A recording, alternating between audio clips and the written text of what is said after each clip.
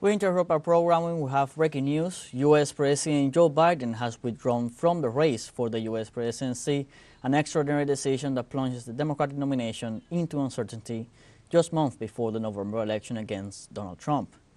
The president made the shocking announcement after a weeks-long pressure campaign by Democratic leaders, organizers, and donors who increasingly saw no path to victory and so long. No path to victory so long as the embattled incumbent remained on the ticket. A disastrous debate performance last month and his uneven public appearances since have only exacerbated long-standing border concerns that the 81-year-old president was simply too old to serve another 4 years. Biden's decision to step aside from the race, though remain as president, caps a singular few weeks in U.S. politics, the latest stunning episode in an unusually tumultuous election season.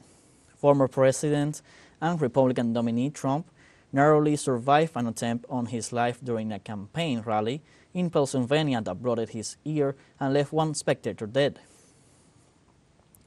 Biden, after appealing for calm in the wake of the attack, had returned to the campaign trail last week determined to salvage his candidacy and once again prove his doubters wrong. In media appearances, the president was defiant, insisting that he would remain the party's standard-bearer in November, barring an intervention from the Lord Almighty being struck by a train or Macon condition.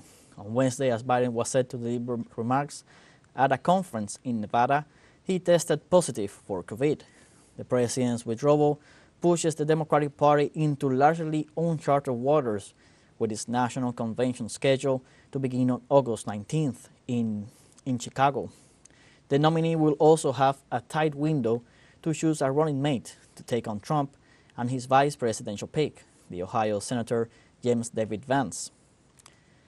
The 95% of delegates who pledged to support Biden following his big wins in the Democratic primaries are now able to vote for a different candidate.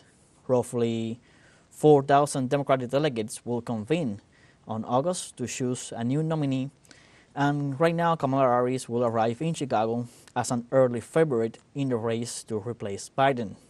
After serving as Biden's vice president, Harris, 59 years old, has the largest national profile of any Democratic candidate, and delegates may view her as the safest option with just 4 months to spare before Election Day. Campaign finance experts also say that Harris will have the most straightforward legal argument to keep the Biden campaign's fundraising whole, while another nominee may have to forfeit the money. As the end of May, the Biden campaign had $91.6 million in cash on hand.